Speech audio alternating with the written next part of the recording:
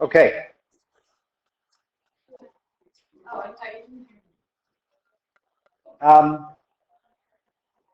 What's the measure of the missing angle here? Who can tell me what it is and why? Less? Okay. It is.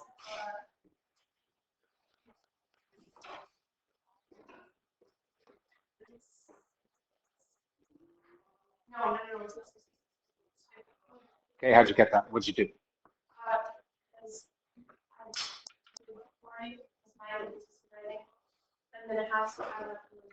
Right. So if you know two angles in a right triangle, you can find the third one because all three must add up to 180 degrees. And one of them is going to be 90. So as long as I give you one of these, you can tell me the other one, right?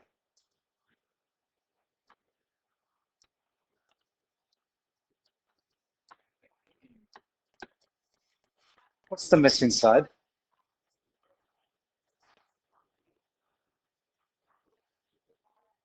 Yamna? Okay. That's all right.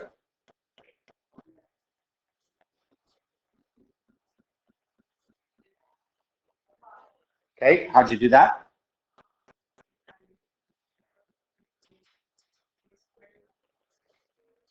Otherwise called the Pythagorean theorem. If you know two sides of a right triangle, you can find the third side using this formula, where these represent the legs of the triangle, or the two sides that make up the right angle, and this represents the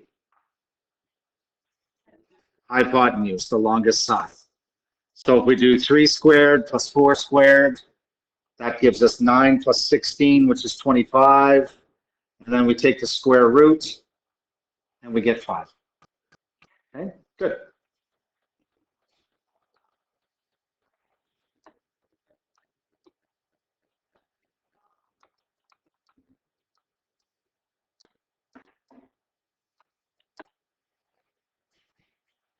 What's the missing side?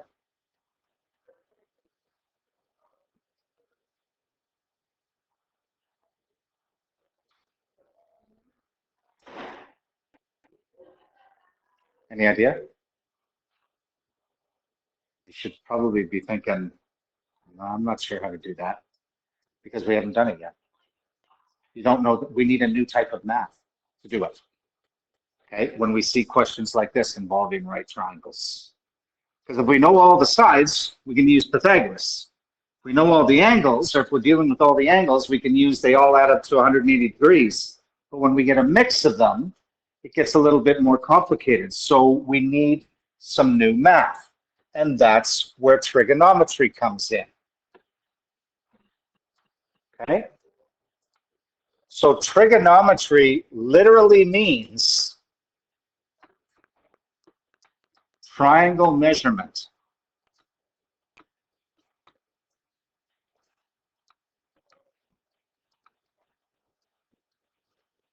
And it is used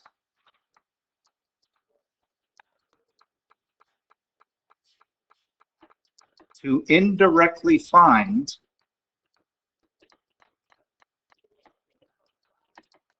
missing sides or angles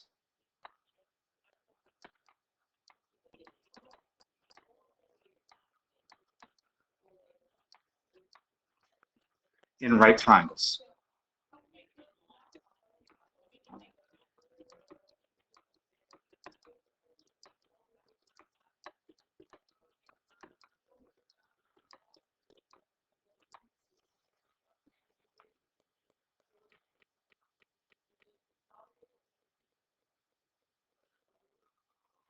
Okay. Now, to figure out what this trigonometry is all about, Okay? We're going to use a little bit of different terminology for right triangles. Okay? We're going to use a couple new words that we haven't used before. But you've all seen this, a right triangle. Okay?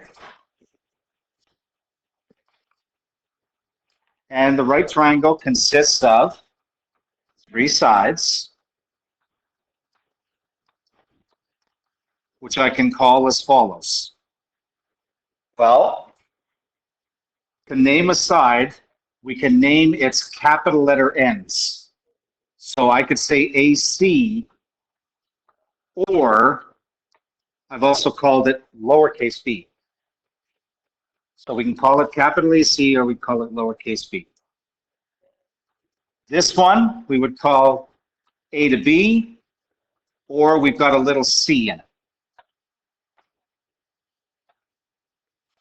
A little c. And finally, this last one is BC, or little a. So that's how we can name two sides, either by the ends, their ends, which should be capital letters, or a lowercase letter that just represents the side. Also consists of two acute angles. Remember what an acute angle is? Less than 90 degrees. And one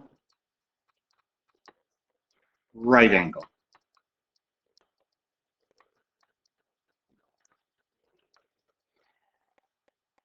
And we name the angles by the capital letters where they form.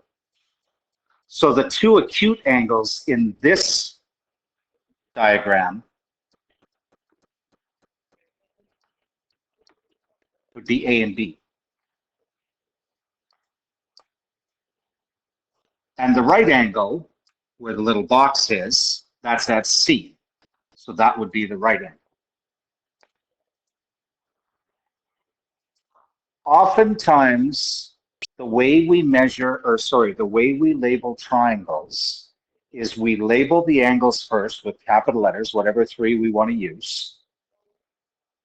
And then we label the sides with lowercase letters. Do you see the relationship? Can you see how I got why I called this one C and this one A and this one B? Can you see it?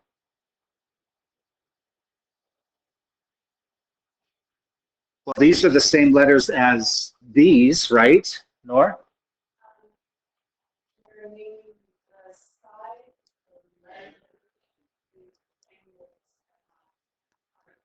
Yeah. I think you're thinking opposite. Right. So if you go out from this angle, okay, like here's the arms. So if you start here and go out, that's the opposite side you did. Notice capital angle C, it's lower C. Capital angle B, it's lower B. Capital angle A, it's lower A. So often, like if I were to draw something like this, and if I were to do X, Y, Z, like so, what would I label this side? Little x. And this side, little z, and then the third side would be little y. Okay? That's often how we label them.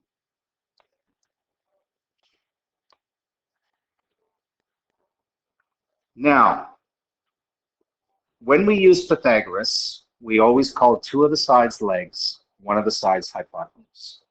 Still going to use the hypotenuse, but we're going to give the legs different names now. And the names that we give them depend on the acute angle we're talking about. Okay? So if I were to draw, I'm just going to draw this here. So this is C, B, there, little b, little a, and little c. Okay. So if I'm referring to this one, first of all, the longest side will always still be called the hypotenuse. Which one of those lowercase letters is the hypotenuse? C. So C is going to be the hypotenuse. So C is the hypotenuse.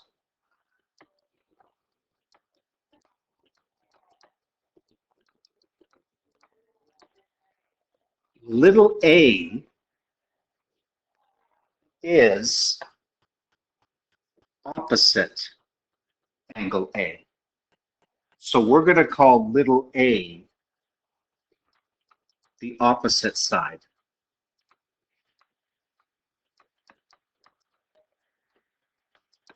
We're going to use opposite.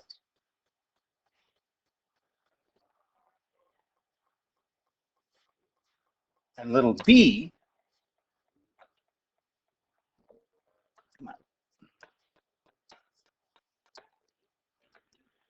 and b, well, b is beside sort of angle A with the hypotenuse. The hypotenuse and this side are beside angle A. Another word that we use for beside is called adjacent.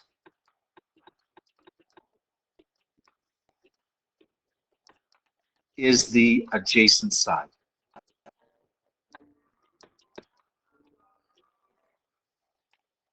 So we're doing trig to dramatic music. Yep. Okay.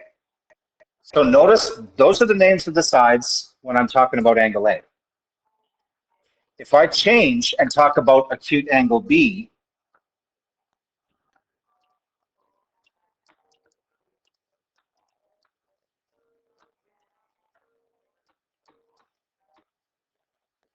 now I'm talking about this angle. C is still the hypotenuse. That doesn't change.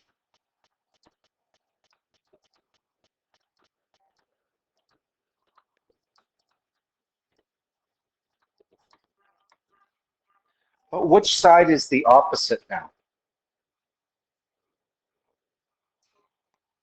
What side is opposite angle B?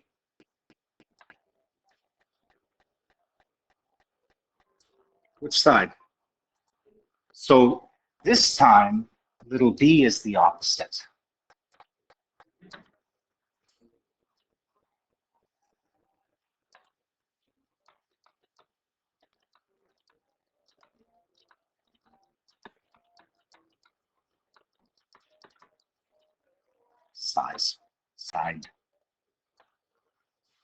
Side.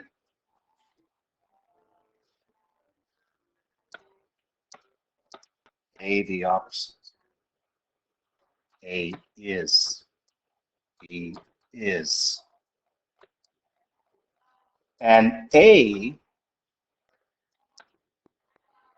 is the adjacent side. So notice it changes.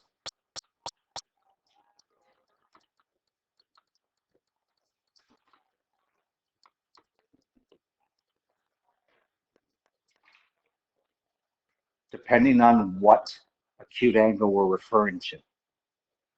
Hypotenuse never changes, but the opposite and adjacent sides will change.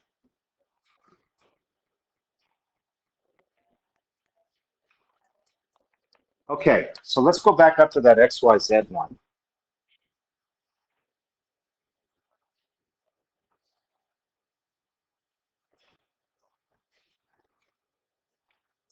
This is how I always name the sides. I always look for the hypotenuse first, get that one. Then I look for the opposite, and then the third one must be the adjacent. The adjacent is usually the hardest one to sort of locate. Okay, hypotenuse should be pretty straightforward, same with opposite. So if I'm doing, say, this, and I'm talking about angle X, I'm thinking, okay, this is the hypotenuse. If I'm referring to angle X. If I draw an arrow out from angle X, I'm going to hit the opposite side. So that means X must be opposite. And then by default, the third side must be adjacent. That's how I do them.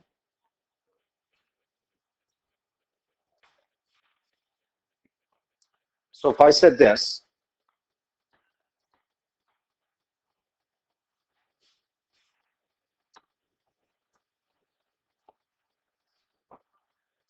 J, K, L, so this is lower j, this is lower k, this is lower l. Name the side by its lowercase letter that is opposite angle L. Which side is opposite angle L? The little l.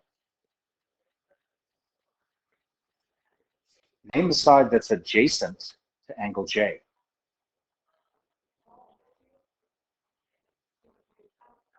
It would be L again, because K is the hypotenuse, so we rule that out. J is the opposite, so by default, L must be the adjacent. Okay? And then if I ask you to name the hypotenuse, it doesn't matter what angle we're talking about, it's K.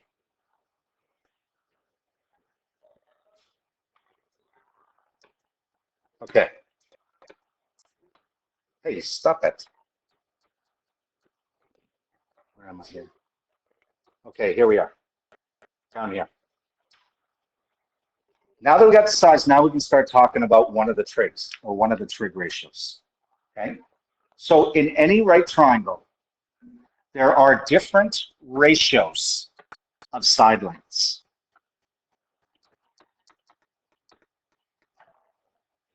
And identifying them depends on what acute angle we're talking about in the right triangle. Remember, a ratio is one number over another. Right? So like if I gave you this, I'll give you 3, 4, 5, and we'll call this A, B, C. Well, there's a ratio of the side that's opposite C to the side that's adjacent to C, 4/3. There's a ratio of the side opposite C to the hypotenuse. There's a ratio of the side adjacent to C to the hypotenuse. And I could do all those again for angle A. So there's a whole bunch of different ratios. We call those ratios certain things, depending on which one we're talking about. Okay? We're going to talk about, the first one we're going to talk about is the ratio of a side length opposite to an acute angle to the side adjacent.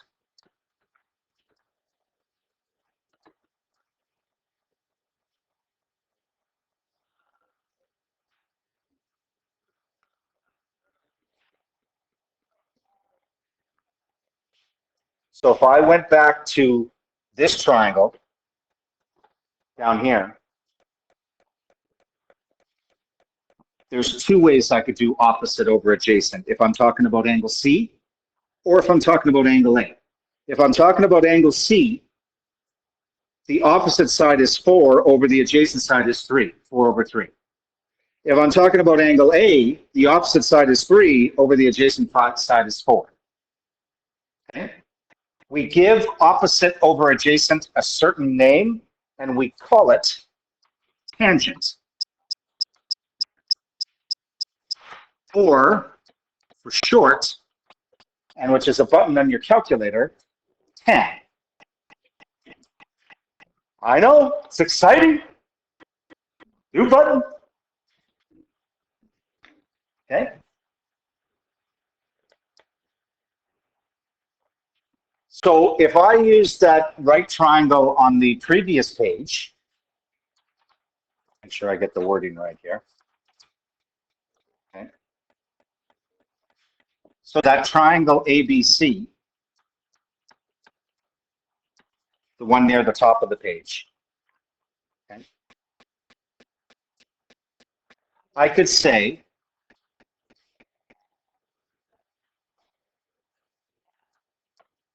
the tangent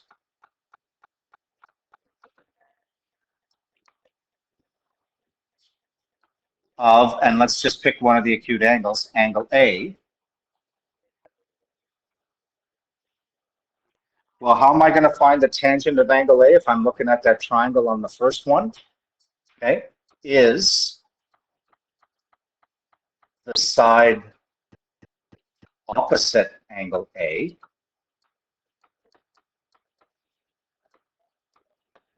which in our diagram was little a,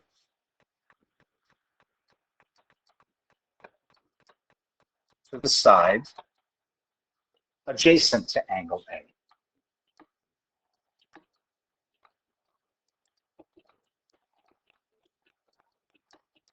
Which in our example was little b. But we don't want to use all those words. So to keep it simple, we say the tan, T-A-N, of angle A is always equal to the opposite, OPP, over the over the adjacent, on the left side of there, over the adjacent, ADJ, or in our previous example, it was A over B. We could have done the tan of angle B. It would have been the flip, right? Because the opposite and adjacent sides change. So the tan of angle B would be B over A.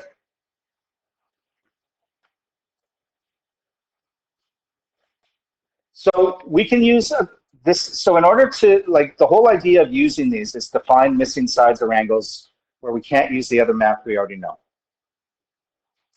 So all I want you to do right now is on your calculator, do the tan of 27 degrees. Now, before you start, because you might get an incorrect answer, on your display, there should be something that says D or DEG. Does anybody have something on the display that says R or RAD? It depends on the calculator. It varies from calculator to calculator. Oh yeah, see, because yours is in yours is way down here. You're in radians, so here we always want to make sure you're in degree. You're okay. You're fine now. So do tan 27 and then equals.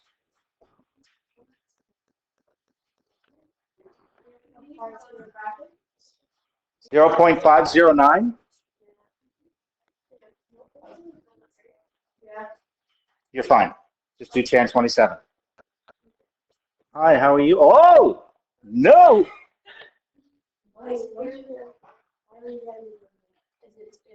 She's in radians. Oh my God. I know, it's crazy. And I hate this calculator.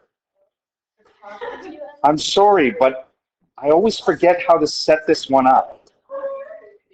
Yeah, some of them have like those I have this though.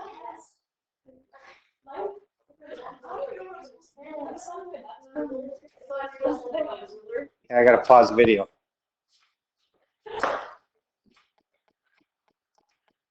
I am going no to continue recording. So we get approximately 0.51. What does that mean? That means in a right triangle,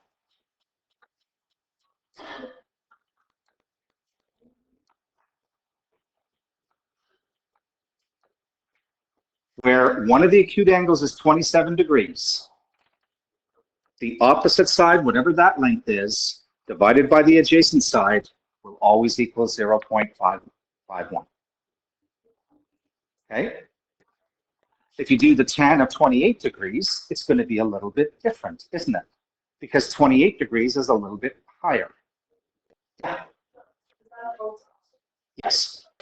Okay. So what side, I mean, let's try and figure out two sides that when you divide them, we get 0.51. I don't know. We could say 4 and 2. No, sorry, 2 and 4. 2 and 4 would get me close because 2 divide 4 is 0.5, right? 2 divide 4 is 1/2, which is 0.5. So I could make a 27-degree triangle, right triangles, with one of the acute angles 27 degrees, but the opposite side divided by the adjacent must be about 1/2. Otherwise, you can't create that triangle. So I could make another one where this is 3 and this is 6. This is 5 and this is 10. Notice that the size doesn't matter because the ratio just stays the same all the time. Okay? So what this means, in any right triangle where one of the acute angles is 27 degrees, the side opposite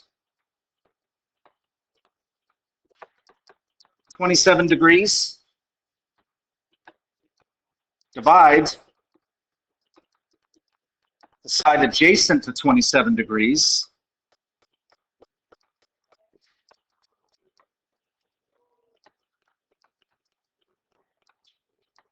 will always be 0.51 about.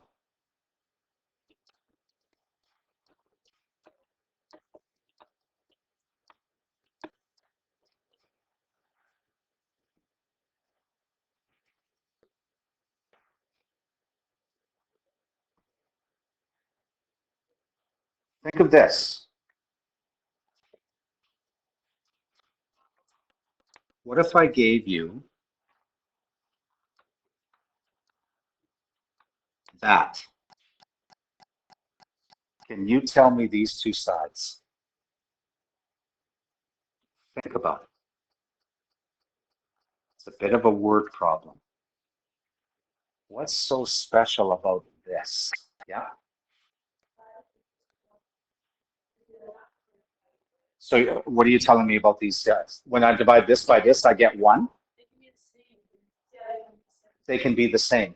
Because what did you do? Did you do 10, 45 and you got 1? Yeah, that's one way to do it. Okay, the tan of 45 is 1. That means this side divided this side must be 1, which means in a 45-degree triangle, okay, or where, sorry, in a right triangle where one of them is 45 degrees, these guys, so 6 and 6, 10 and 10, 12 and 12. There's another way you can think about it without a calculator.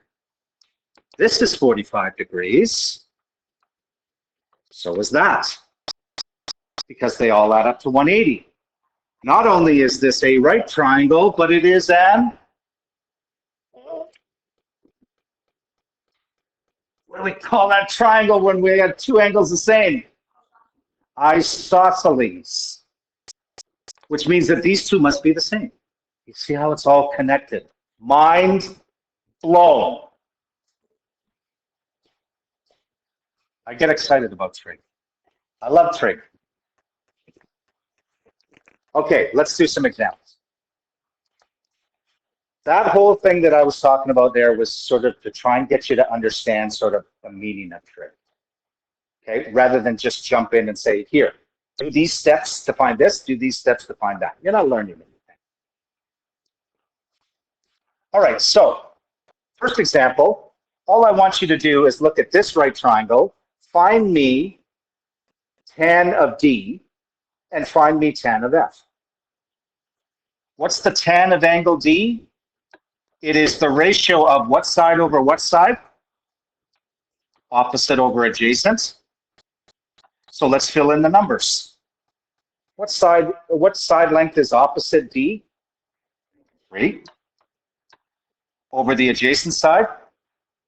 4.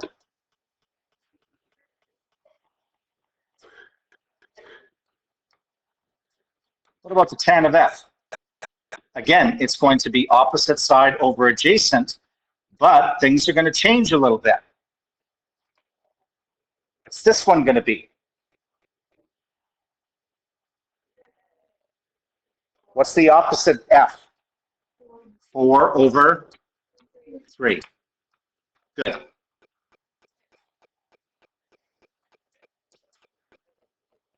So how do we use that to find missing angles?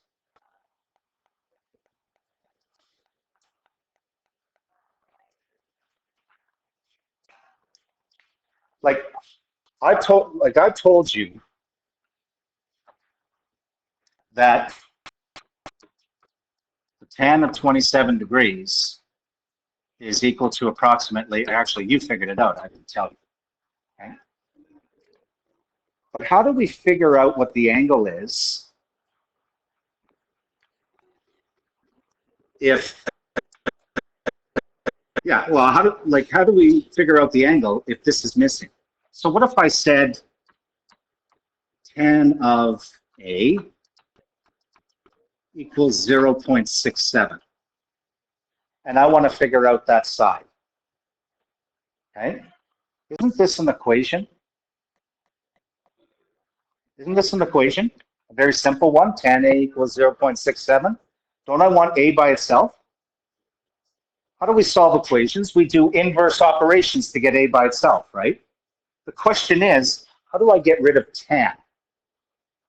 Like, you guys know how to get rid of something that's being multiplied. You divide it. You know how to get rid of something that's being added. You subtract it. You know how to get rid of something that's being squared. You square root it. How do you get rid of something that's being tanned? Well, look above the tan button on your calculator. What? Yeah, look at that, the shift. Tan to the -1, it should say. That is called tan inverse. Tan inverse always cancels out tan. So whatever you do to one side of the equation, you have to do to the other. Those cancel, so that means that A, my missing angle, is going to be the tan inverse of 0.67. Do that on your calculator. Go shift tan 0.67 equals, and you should get your missing angle. So we'll say approximately 34.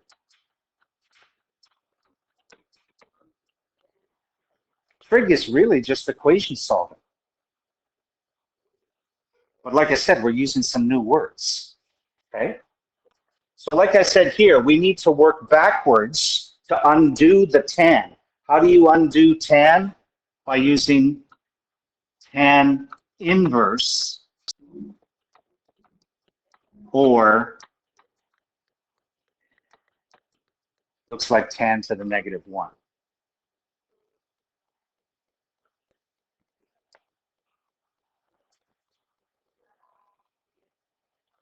So here's a question that I could have asked you at the very beginning of class. Well, you could find me the missing side by using Pythagoras. Okay, we could have known that.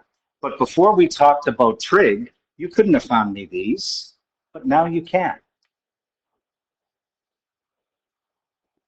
So we need to find the measure of angle G and the measure of angle J. So what do we need to do? Set up an equation. The tan of angle G is going to be what side over what side?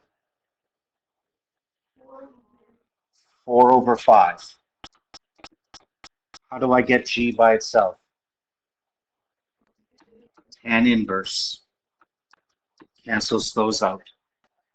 And whatever you do to one side of the equation, you have to do to the other. So do tan inverse 4 divided by 5 and round it to 1 decimal place.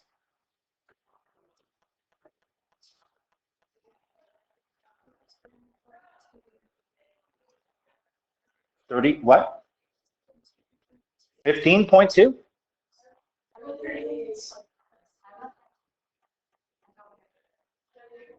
Uh-oh. 38.7? 38. I'll tell you what it is. It's that calculator. Don't sass me, young lady. Yeah, G. Tan inverse. Yes. Correct. Yes. 4 divided 5. Yes. Yes. 15.2. Okay, now do it again.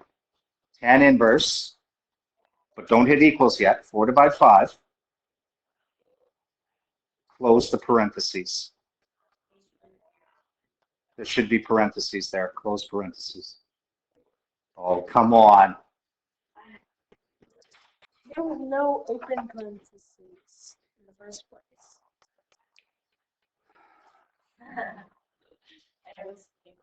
Which means you've got to. Oh, this is why. I told you.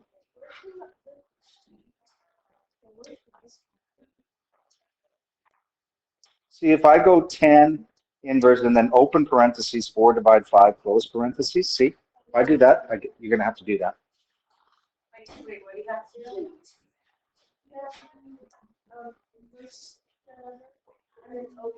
You got to put parentheses around it. Because what it's doing, what your calculator is doing, it's doing the tan of 4, and then it's dividing the answer by 5. Got it. 1 decimal place. The mark isn't happening. Second tan, 4 divide 5. Yeah. No, you try. What the hell is clear? Oh, no, we don't want to get out of that. Clear. Clear. Okay, so second tan, 4 divide 5. No, 4 divide 5. There you go. Why is there a double tan? It worked. So 36 point, what's that?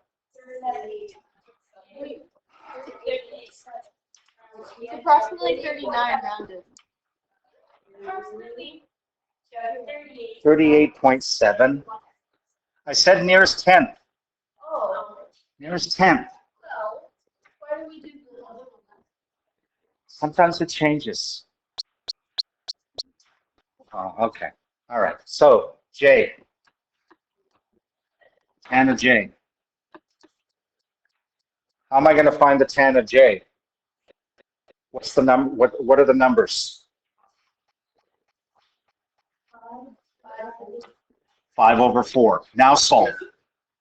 Solve by doing tan inverse. Tan inverse. 51.3 degrees. Okay.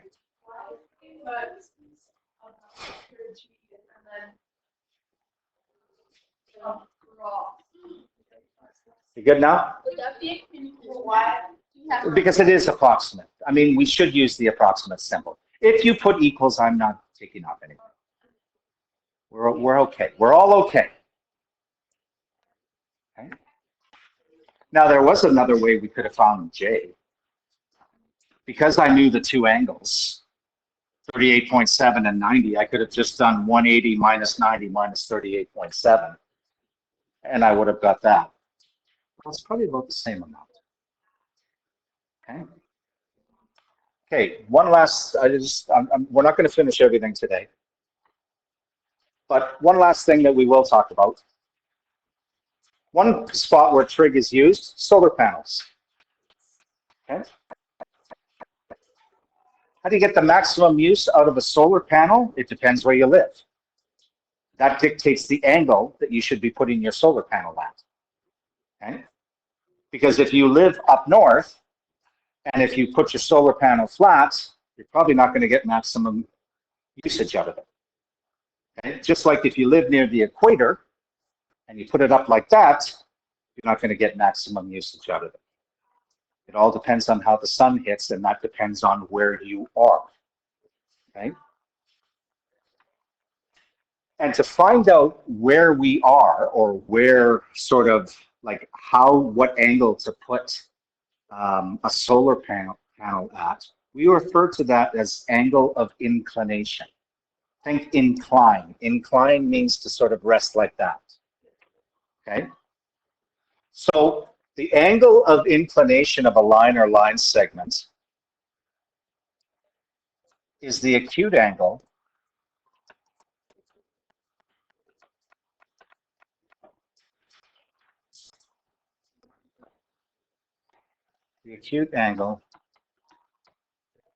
it makes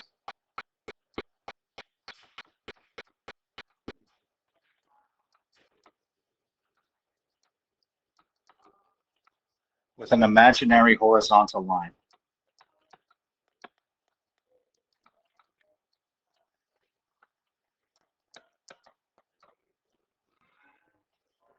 So like the angle of inclination of this segment, let's say it's a roof, part of a roof.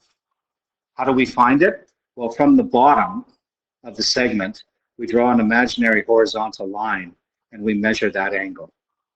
That's the angle of inclination. Okay? How this relates to solar panels and where you are in terms of location on the Earth refers to your latitude, and that refers to a specific distance above or below the equator.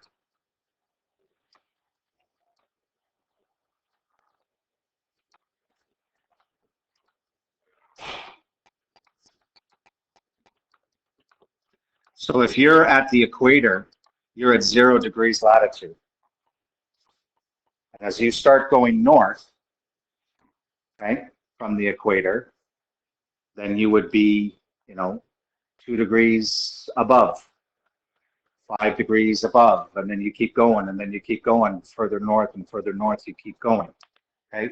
Just like you would be, then you go south. You could be south of the equator. That's also latitude, but that we're below the equator.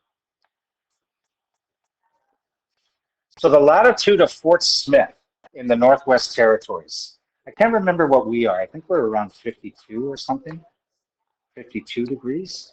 But Fort Smith north of us is about 60 degrees, okay?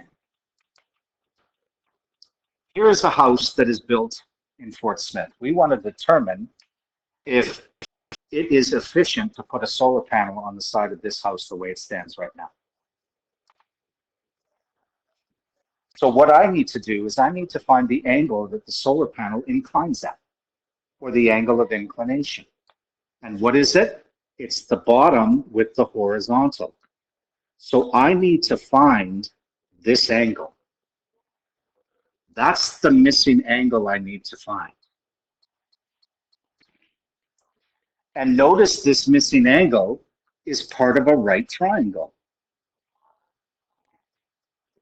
where this distance is 12 feet and this distance is 9 feet, which means I can use tan or tan inverse to find the missing angle.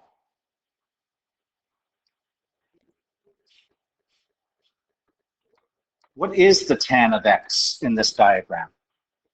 What number over what number? 9 over 12. So the tan of my missing angle that I'm trying to find, I know is going to be 9 over 12. Now solve for x. How do we solve? Get x by itself. How do we get x by itself? Tan inverse.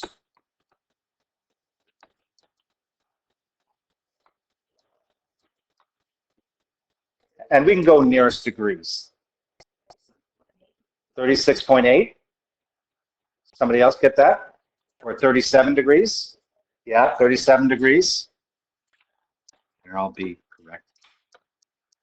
Approximately 37 degrees. That's too low.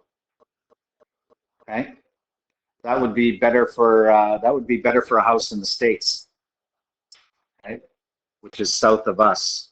Because if they're 60 degrees here, they need something that's going to be inclined more. Doesn't mean that they won't get anything out of it. It means that they just probably won't get the most efficient use out of it. Okay, so not a great fit.